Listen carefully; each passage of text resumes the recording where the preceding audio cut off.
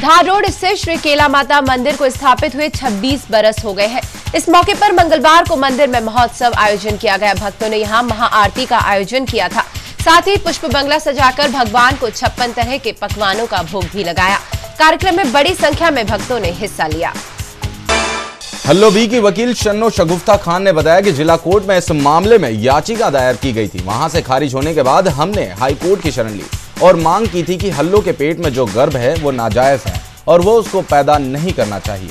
साथ ही उसके पति ने भी उसे अपनाने से इनकार कर दिया, इसलिए हमें गर्भपात की अनुमति दी जाए। इसके बाद गुरुवार को उसका गर्भपात किया जाएगा। स्कूली ऑटो चालकों की हड़ताल पर यातायात पुलिस कोर्ट के आदेश का पालन कराने की बात कह रही है, जिसको देखकर लगता है कि अभिभावकों को अभी कुछ दिन और परेशान होना पड़ेगा। स्कूल में अटैच ऑटो में 3 से अधिक बच्चे नहीं बैठाने संबंधी उच्च न्यायालय ग्वालियर के आदेश के परिपालन में यातायात विभाग शहर में सक्रिय हो गया। विभाग ने इस संबंध में बीते दिनों ऑटो रिक्शा चालकों पर कार्रवाई कर उन्हें अंतिम चेतावनी दी थी। यातायात पुलिस की कार्रवाई के विरोध में स्कूली ऑटो चालकों ने हड़ताल कर दी। बुधवार को हालांकि तापमान औसत से 3 डिग्री कम दर्ज किया गया, मगर आसमान में छाई बदली और उससे छनकर आती गुनगुनी धूप ने मौसम को खुशगवार बना दिया। ठंडी हवा के झोंके और गुनगुनी धूप ने मौसम के आनंद को 2 गुना कर दिया। मौसम विभाग के मुताबिक आने वाले 2-3 दिनों में तापमान में बड़ा परिवर्तन देखने को नहीं मिलेगा। बुधवार को न्यूनतम तापमान 13.2 डिग्री रिकॉर्ड किया गया। एसजीएस आईटीएस के छात्रों की हड़ताल समाप्त हो गई है। हॉस्टल के छात्रों एवं वार्डन के बीच विवाद होने और विवाद के चलते वार्डन द्वारा मारपीट करने से नाराज छात्रों ने हड़ताल कर दी थी। मंगलवार को संस्थान के डायरेक्टर के साथ हुई चर्चा और मामले की जांच बैठाने के बाद छात्रों ने अपनी 2 दिन से जारी हड़ताल समाप्त कर दी।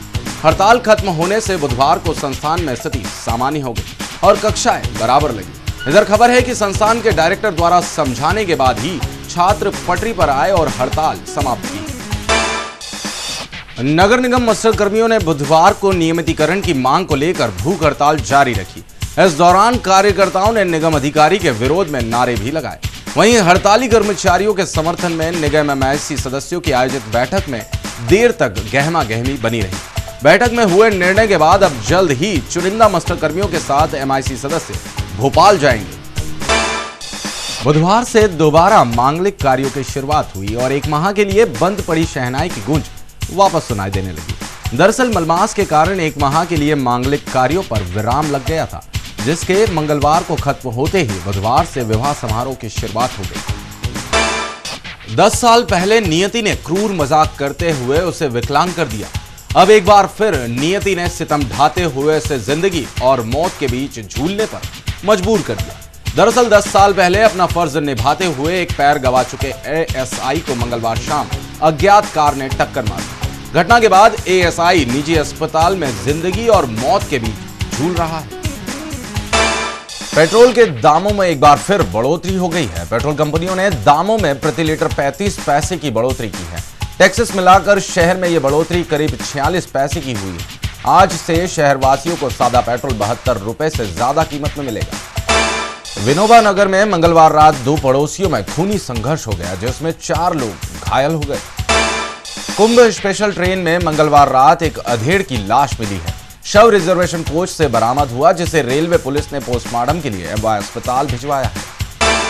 मूसाखेड़ी स्थित मयूर नगर भागवत मैदान में 18 जनवरी से भागवत कथा की शुरुआत होने जा रही है। इसी सिलसिले में बुधवार को प्रथम पूज्य भगवान गणेश को निमंत्रण देने के लिए कथा आयोजक खजराना मंदिर पहुंचे। भाजपा में शामिल होने की मंशा रखने वाले कुछ कांग्रेसी कार्यकर्ता और छुट भैया नेताओं को भाजपा नगर अध्यक्ष ने आश्वासन देकर भाजपा कार्यालय से लौटा दिया। भाजपा को आशंका है कि कहीं भेद लेने के लिए कांग्रेस की ये कोई चाल तो नहीं। हम तो है तैयार, मगर राजनीतिज्ञों ने बखेड़ा खड़ा किया हुआ है, ये कहना है मालवा मिल जंजीरवाला चौराहा रोशन सिंह भंडारी मार्ग के रहवासियों का। सड़क निर्माण के लिए अधिकांश रहवासी स्वेच्छा से अपने अतिक्रमण और निर्माण हटाना चाहते हैं, मगर कुछ व्यापारी और कुछ राजनेता उन्हें ऐसा करने से रोक रहे हैं। गौरतलब है कि राजनीतिक पचड़े में यह सड़क लंबे समय से अधूरी पड़ी है।